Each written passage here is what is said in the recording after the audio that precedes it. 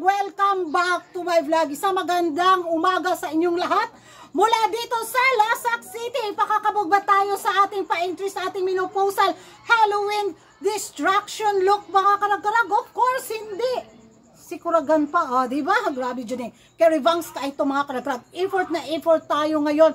Dahil nako, manggigigil at pang Halloween din ang chismisa na pinag-uusapan, pinagchichikahan ng mga active na mga chismosa at mga chismosa sa social media. Hindi ko kinaya yung inggit galore nila. Alam kong kalma lang tayo sa Miss Universe 2025 sa laban ni Atisa Manalo. But, grabe yung mga banat nila sa paglabas ng mabuhay video ni Atisa Manalo at yung very hot na swimsuit ni Atisa Manalo. Nako. Halloween tayo ang ilahang mga hanas mga karagkarag. Dahil namatay daw ang queen ng Thailand, pero ang pins daw is todo pasikat sa mga pasabog na hindi daw karapat-dapat na ilabas sa social media dahil nga sa pinagdadaanan ngayon ng Thailand sa pagkawala ng kanilang reyna. Pero ang Pilipinas nagpalabas ng photoshoot na pa-swimsuit ni Atisa Manalo na paganon-ganon daw. Tapos yung mabuhay video daw na hindi daw angkop sa pagkawala ng reyna. Pigilan nyo ako. Kalmahan ko lang ito. Speechless ka, no? Ako din. Saan sila humugot ng kakapalan ng mukha na sabing disrespectful yung pa-video ni Atisa Manalo na mabuhay at yung pa-swimsuit na photoshoot ni Atisa Manalo? Saan sila humugot ng kakiran ng kanilang pagiging dilulo ng kanilang mindset?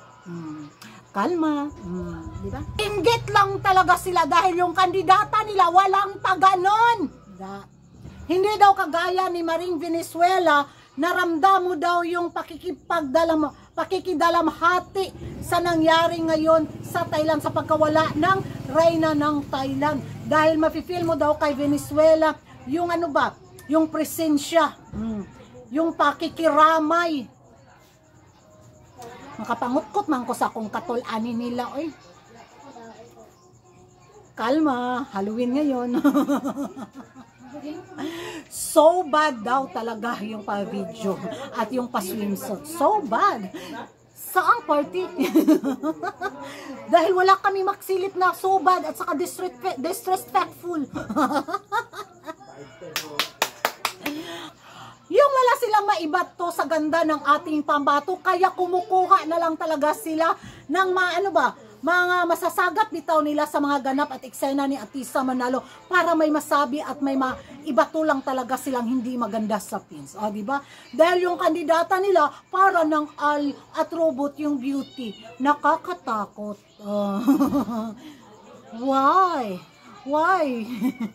Mapasabi ka talaga. Nanggigigil ako mga karag-karag. Pero kinalmahan ko lang. Diba?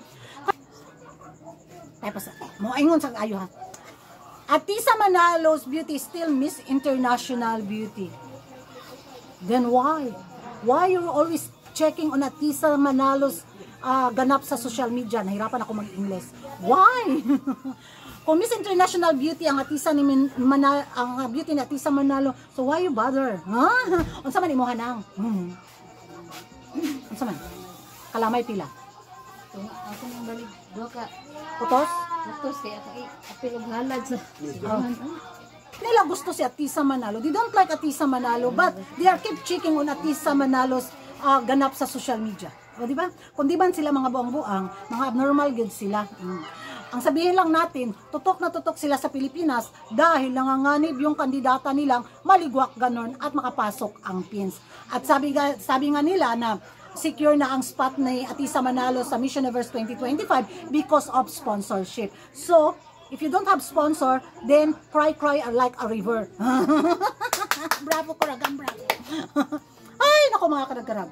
Yung nila, yung panggigigil at galaitin nila, yung panay, yung birada nila pababa kay Atisa Manalo.